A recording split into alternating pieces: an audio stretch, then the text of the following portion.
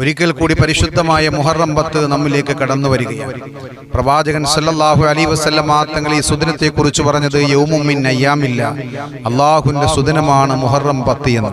അള്ളാഹുവിന്റെ സുദിനം എന്ന് പറഞ്ഞാൽ ഒരു മനുഷ്യൻ അനുഭവിക്കുന്ന സാമ്പത്തിക, ശാരീരിക, മാനസികമാകുന്ന എല്ലാ പ്രതിസന്ധിയിൽ നിന്നും കരകയറാൻ അള്ളാഹു അവന്റെ കാരുണ്യം ചൊരിഞ്ഞു തരും എന്നുള്ളതാണ്.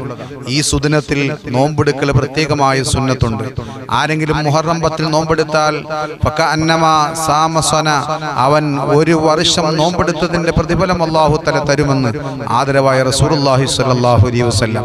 മുഹറം 10 മാത്രമല്ല, മുഹറം 9 നോമ്പെടുക്കൽ സുന്നത്തുണ്ട്. അതുകൊണ്ട് ഇൻഷാ അല്ലാഹ് വരുന്ന 16, 17 ചൊവ്വ, ബുധൻ ദിവസങ്ങൾ മുഹറം 9ഉം 10ഉമാണ്.